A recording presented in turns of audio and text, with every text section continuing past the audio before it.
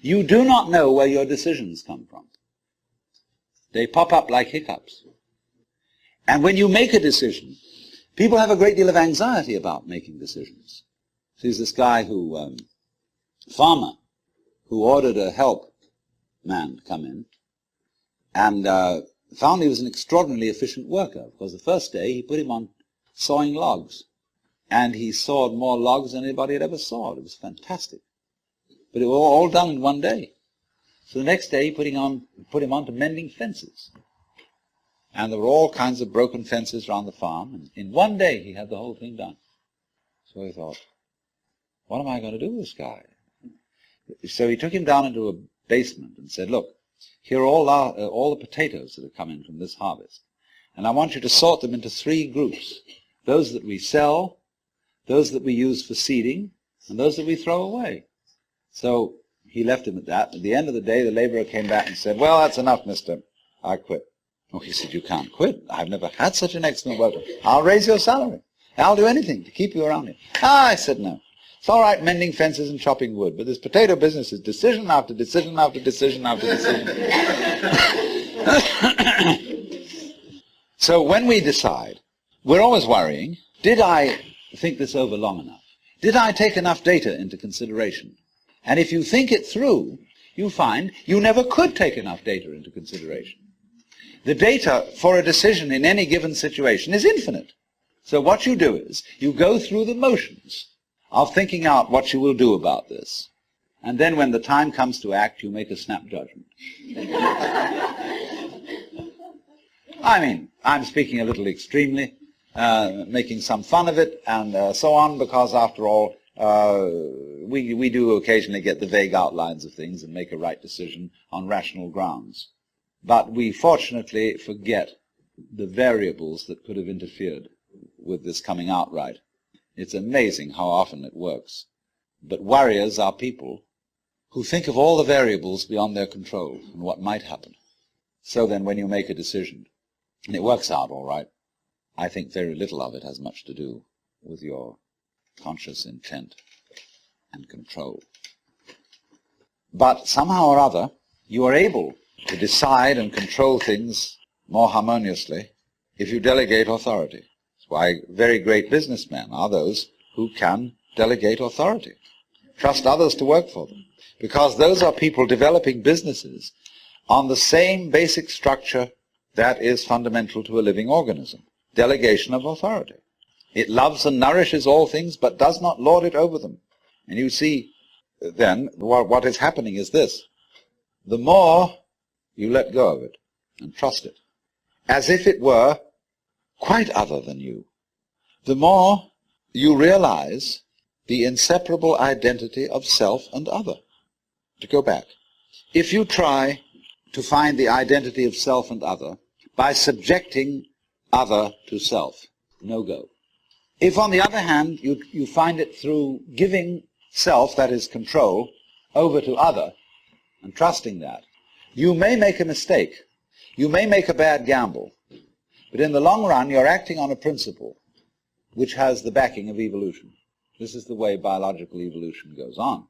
Constant delegation of authority. That's why, obviously, the democracy is superior to the monarchy. It was de Tocqueville who said that democracy is always right, but for the wrong reasons. Because there is operating in a democracy the principle that Buckminster Fuller calls synergy. And synergy is the intelligence of a highly complex system, the nature of which is always unknown to the individual members. Because that goes back again to this point, that we're always entering a new environment. We don't ever know fully what the new environment is, because the only environments we know are the past ones. There is always then operating in the development of cellular life on any level a new way of organization, higher than any existing form, and we are not aware of it until after it's happened. If you ever saw, for example, the film Kon-Tiki, this man figured out a few things as to how to make a balsa wood raft to sail from South America to the Pacific Island. But once he had set this in motion, he discovered that all sorts of unexpected factors cooperated with him. That when the wood got wet, it expanded, so that the ties bit into it and held it completely secure. He had never expected that. And he found that as he sailed along, a flying fish would simply alight flat on the deck every morning for breakfast. That all kinds of natural factors, it was just, he had touched a key where he was flowing with the course of nature, and everything cooperated with him, because he had touched the key. He had made the act of faith. And he was just picking up, in other words, a practice which had been hundreds and hundreds of years ago, had been followed by others who had worked it out by their great ecological awareness. So we do come out of this way of thinking to something which has, I would say, the most enormously creative and revolutionary social consequences. That it has become not virtuous, not self-sacrificing, not anything like that. It has become the hardest practical politics to let go control to others, to give up trying to dominate the scene. Also, in a parallel way, it has become at this time in our history very much hard practical politics to learn how to enjoy ourselves. You can go to the Protestant people with their Protestant ethic who are against this kind of thing, and now say to them with great glee, it is your solemn duty to learn how to enjoy yourself. Why? Because in an age of leisure, people have really got to know how to enjoy themselves. Because if they don't, they'll smash the whole future of the human race. So a utopia has become not some sort of a dream, but an urgent necessity. We can't do without it. Because if we try to do without it, what's going to happen is that we are going to terminate our race in a mutual massacre of scapegoats. And so the present paranoia in the United States that is going on, where everybody is thinking up a new scapegoat and how great it will be to demolish them or get them out of power, all this kind of bickering and right and left politics has become irrelevant, because we now have the opportunity of trusting our own intelligence, our own technology, to take the risk of doing what we want, which will work to the extent that we realize that what I want, basically, what I really want is what you want. And I don't know what you want. It surprised me. But that's the kinship between I and thou. So when I ask, I go right down to the question, should we start with, what do I want? The answer is, I don't know. When Bodhidharma was asked, who are you, which is another form of the same question, he said, I don't know. Planting flowers to which the butterflies come. Bodhidharma says, I know not. I don't know what I want. Well, when you don't know what you want, you've reached the state of desirelessness. When you really don't know. You see, there's a beginning stage of not knowing, and there's an ending stage of not knowing. In the beginning stage, you don't know what you want because you haven't thought about it, or you've only thought superficially. Then when somebody forces you to think about it and go through and say, yeah, I think I'd like this, I think I'd like that, I think I'd like the other, there's the middle stage. Then you get beyond that. Say, is that what I really want? In the end you say, no, I don't think that's it. I might be satisfied with it for a while, and I wouldn't turn my nose up at it, but it's not really what I want. Why don't you really know what you want? 2 reasons that you don't really know what you want.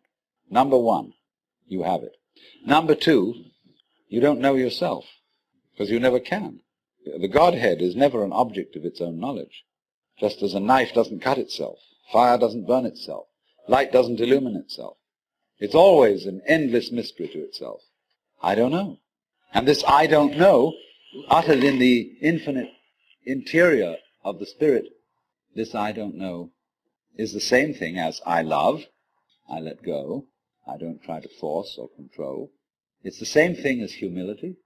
And so the Upanishads say, if you think that you understand Brahman, you do not understand, and you have yet to be instructed further. If you know that you do not understand, then you truly understand.